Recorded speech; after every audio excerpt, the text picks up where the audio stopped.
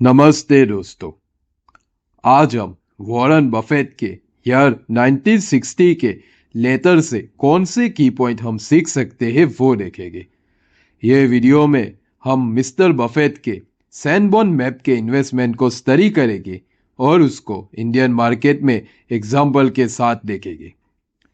हमने ईयर 1959 के लेटर्स में देखा था कि मिस्टर बफेट ने उनकी नेट असेट का अराउंड 35% इन्वेस्टमेंट सैनबॉर्न मैप में किया था। सैनबॉर्न मैप कंपनी यूएसए की सिटीज के मैप को पब्लिश एंड जब जरूरत पड़े तब उसको रिवाइज करती थी। यह मैप फायर इंश्योरेंस कंपनी के लिए बहुत काम आते थे एंड कंपनी मोनोपोलिस्टिक मैनर में ऑपरेट करती थी। साथ में कोई स्ट्रॉन्ग एफर्ट सेल्स के लिए नहीं लगाना पड़ता था।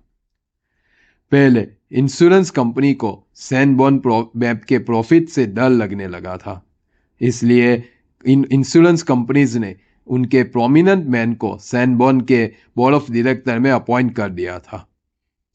कंपनी का नेट प्रॉफिट $5 लाख था ईयर 1930 में, जो गिरकर $1 लाख हो गया था 1959 में। कंपनी को बिजनेस चलाने के लिए एडिशनल फंड की जरूरत नहीं थी, इसलिए कंपनी ने उस फंड से इन्वेस्टमेंट का पोर्टफोलियो बनाया था। टाइम के साथ उस पोर्टफोलियो की वैल्यू $25 लाख की हो गई थी। उस पोर्टफोलियो का 50% बॉन्ड में और 50% स्टॉक में इन्वेस्ट था।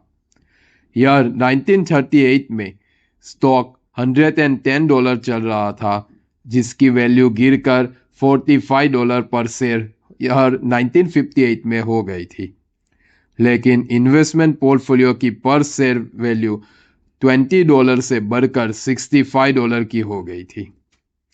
कंपनी का इन्वेस्टमेंट पोर्टफोलियो कंपनी के मैप बिजनेस को संभालने के लिए काफी था।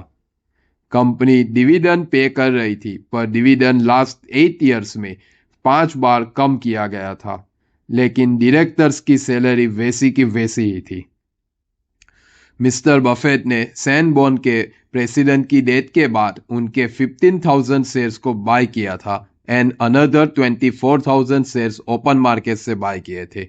मिस्टर बफेट के अलावा दूसरे 2 बड़े शेयर होल्डर्स थे जिनके पास 10,000 और 8,000 शेयर्स थे।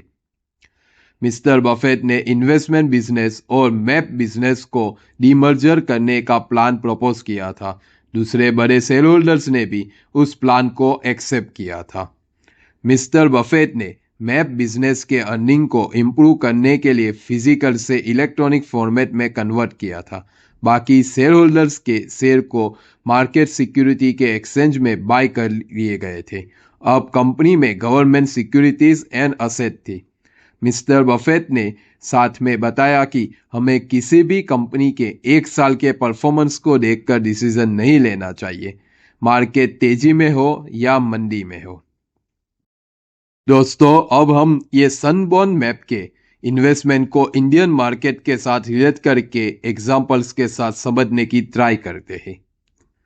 महाराष्ट्र स्कूटर ईयर 2006 से पहले स्कूटर मैन्युफैक्चरिंग में थी, लेकिन कंपनी ने ईयर 2006 में स्कूटर मैन्युफैक्चरिंग बंद कर दिया था एंड इन्वेस्टमेंट कंपनी बन गई थी। FY13 के एंड में कंपनी के इन्वेस्टमेंट पोर्टफोलियो की मार्केट वैल्यू 2034 करोड़ रुपीस की थी, जबकि कंपनी की मार्केट कैप 440 करोड़ की थी और रुपीस 382 की पर शेयर वैल्यू थी। अभी स्टॉक का प्राइस रुपीस 9742 रुपीस पर शेयर की है। 11 इयर्स में 25 टाइम्स रिटर्न बना है इन्वेस्टर्स का। कंपनी का डिविडेंड पे आउट भी अच्छा रहा है। ये रिटर्न में डिविडेंड की वैल्यू नहीं काउंट की गई है।